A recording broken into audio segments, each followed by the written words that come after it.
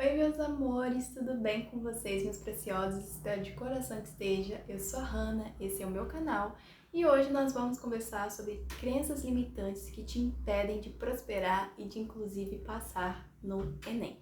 Então, né, se você está interessada nesse vídeo, já deixa seu like, compartilha com um amigo, com uma amiga que você sente que vai fazer diferença. Comenta aqui, né, o que você achou, se você tem alguma sugestão de vídeo. Então, sem mais delongas, já se inscreve no canal que tem muito conteúdo legal por aqui.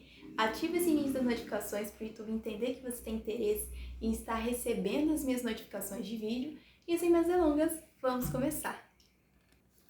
Bom, gente, por muito tempo eu lidei com uma situação exaustiva de procrastinação, uma situação totalmente que eu não sabia literalmente como sair. E eu não sei, né, se você que tá aí do outro lado lidava com isso. Era uma situação em que eu não sabia como começar, como terminar, o que aconteceria, entre outras coisas, outros fatores que eu me encontrava, cheia de problemas emocionais, psicológicos e principalmente dentro da minha casa. Então, várias coisas, vários fatores interferiam na minha questão de aprovação. Entre eles era a pressão. Então, antes de falar sobre crenças, eu vou conversar um pouquinho com vocês a respeito realmente de coisas que muitas vezes a gente não para analisar, mas que são primordiais para que a gente consiga algo na nossa vida.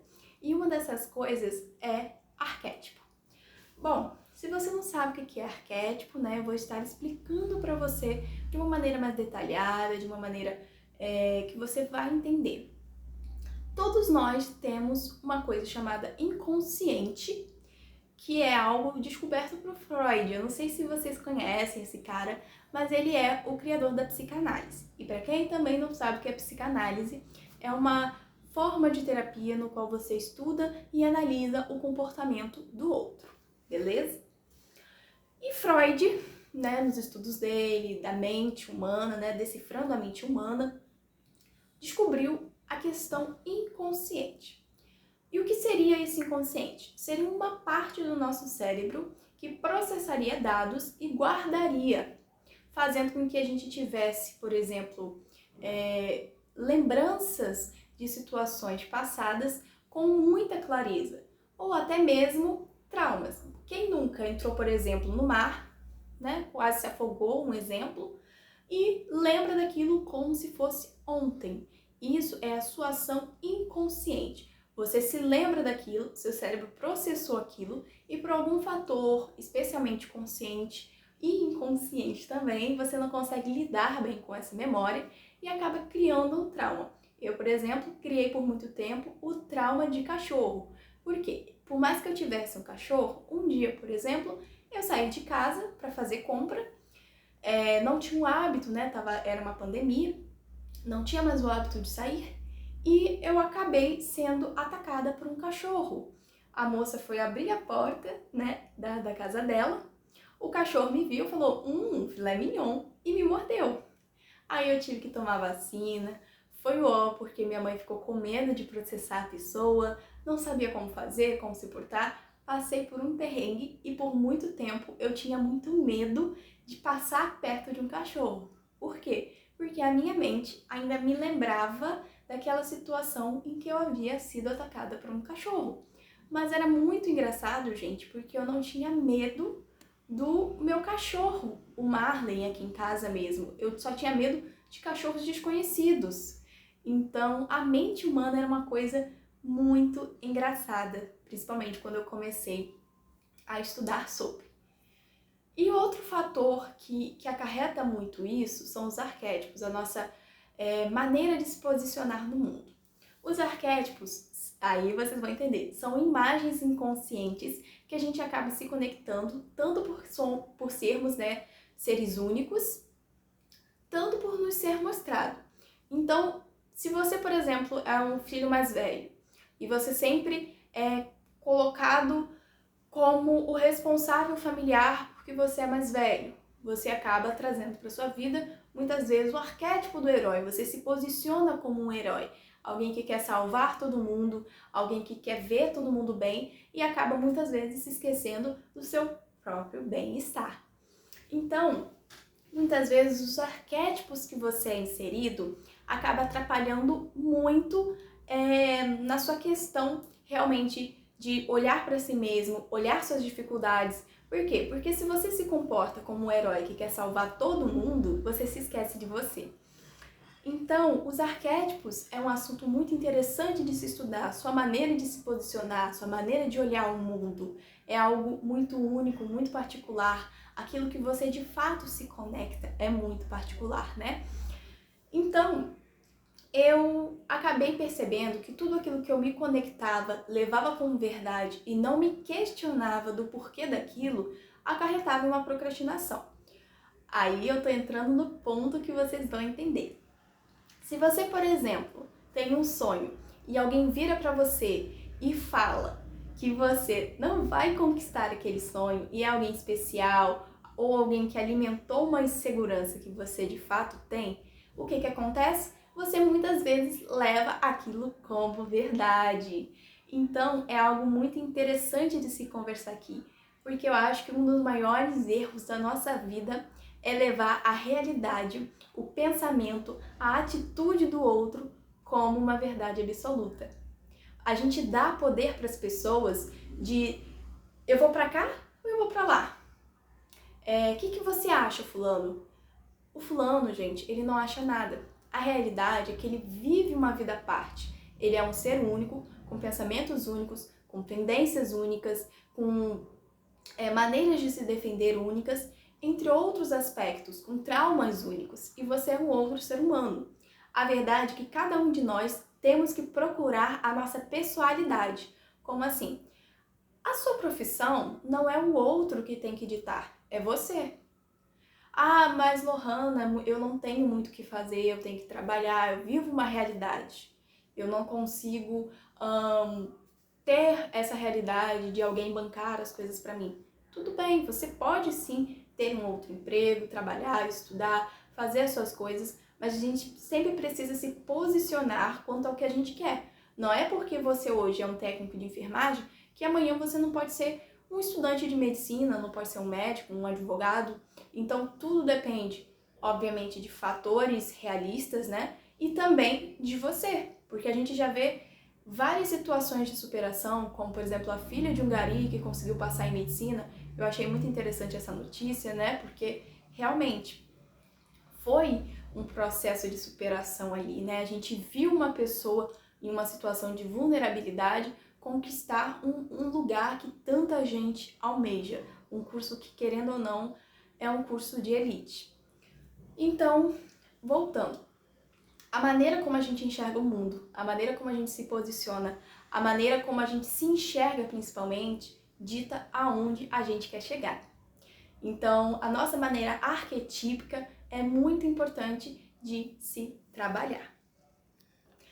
A segunda crença limitante que faz, querendo ou não, que você muitas vezes não consiga alcançar o seu objetivo é a questão de você querer, às vezes, tudo perfeito.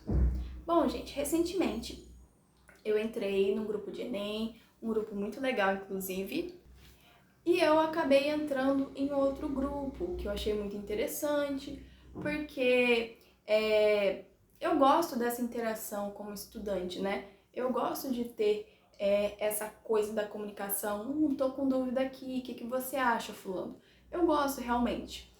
E aí eu percebi o seguinte: as pessoas, elas queriam tudo perfeito. Elas queriam entrar numa plataforma que desse uma receita pronta de como elas conseguiriam a sua aprovação. E bom, gente, a gente sabe que a vida, ela não é perfeita. Como assim?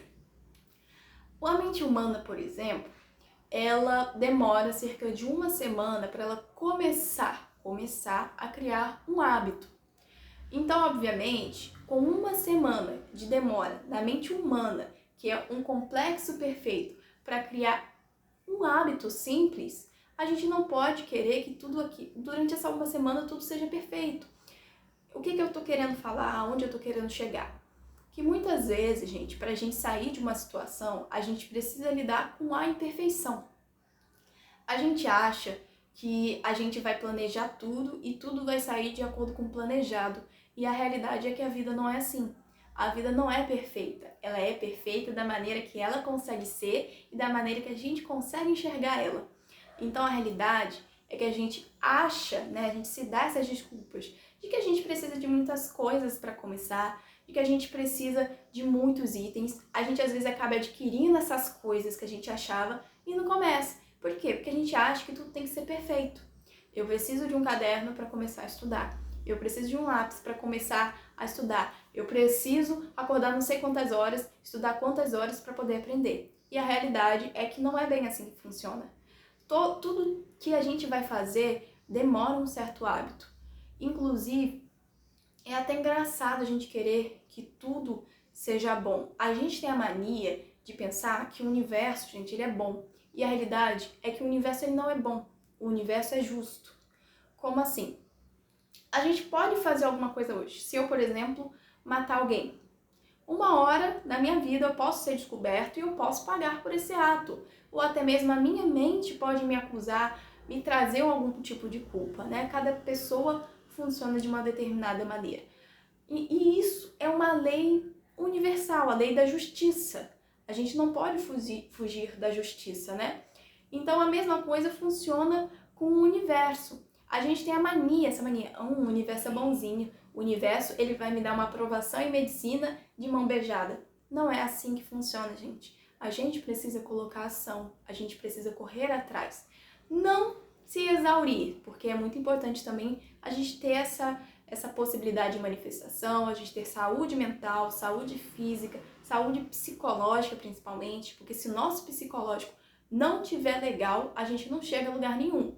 A gente pode até conquistar uma aprovação, mas a gente vai pagar muito caro por ela. Então a gente precisa realmente ter uma organização, mas a gente tem que entender que a vida não é perfeita. Algum dia você pode fazer 40 questões e errar 35. E aí? Isso significa que você é uma pessoa burra? Não. Significa que você é uma pessoa que tem as suas dificuldades, como qualquer ser humano, que tem as suas questões, e está tudo bem. Então, a gente é programado com esse padrão de que a gente tem que ter uma vida perfeita. Primeiro a gente tem que casar, depois a gente tem que ter filho, depois isso, depois isso. Não é assim que a vida funciona. Você hoje pode, por exemplo, casar primeiro, para depois estudar, para depois ter filho. Ou ter filho, não querer casar, trabalhar e não querer fazer faculdade e ganhar dinheiro. Ou abrir uma empresa, não querer ter CCLT, ou até mesmo trabalhar de internet, viver de investimento, ou até mesmo, eu já vi gente com 40 anos que entrou na faculdade de medicina, eu já vi gente que estudou direito, não quis exercer, quis fazer outra coisa, fez um técnico e foi trabalhar, já vi advogado decidir trabalhar como operador de caixa, já vi gente conseguir emprego numa profissão de administração e a mesma pessoa que fez o mesmo curso não conseguir emprego. Já vi gente que fez 1 turbilhão de curso não conseguir emprego, gente que não fez curso nenhum conseguir. Então, o que eu estou tentando dizer? Cada pessoa está na sua própria maratona. Você está na sua própria maratona. Você não tem que querer competir com fulano, com ciclano, com beltrano. Eles não são seus inimigos. Seu maior inimigo é você. Gente, para vocês entenderem, eu entrei numa sala de Enem, no meu primeiro Enem, eu fiz no meu... tô tentando lembrar as coisas aqui, né? Porque eu já sou formada no ensino médio, eu quero falar com exatidão.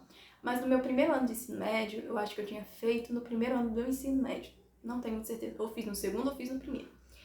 E eu entrei na sala, eu estava super nervosa, nunca tinha feito Enem, nunca tinha visto aquilo, era tudo muito novo pra mim, né? E tinha, tipo, muito aluno. E eu fiquei assim, assustada. Eu falei, gente, como é que eu vou competir com todo mundo? Eu na minha ingenuidade. E aí, conversando com as pessoas ali, né, com todo mundo que tava ali, eu percebi que cada pessoa queria uma coisa. E algumas pessoas não tinham a mesma preparação que eu, ou até mesmo tinha mais preparação. Era uma dualidade muito grande. Ou a pessoa tinha mais, ou a pessoa tinha menos, Ou enfim, o que eu tô tentando dizer?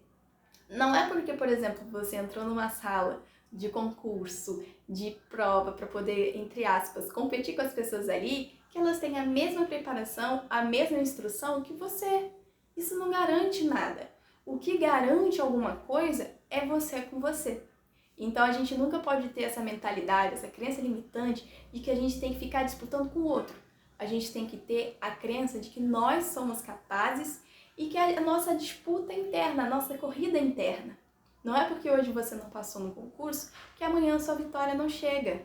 Então, eu acho muito importante trazer esses pequenos aspectos para vocês, de que vocês precisam se cuidar com o que vocês veem, o que fica gravado no seu inconsciente, as suas crenças que vocês têm em relação a vocês, cuidar também as pessoas que vocês escutam e principalmente a forma como vocês olham si mesmos. Então, eu espero que esse vídeo tenha ajudado, girado uma chave aí na cabeça de vocês, de que vocês não precisam de muito, vocês precisam do básico. E o que é o básico? Autoconfiança. Então, um beijão e até a próxima.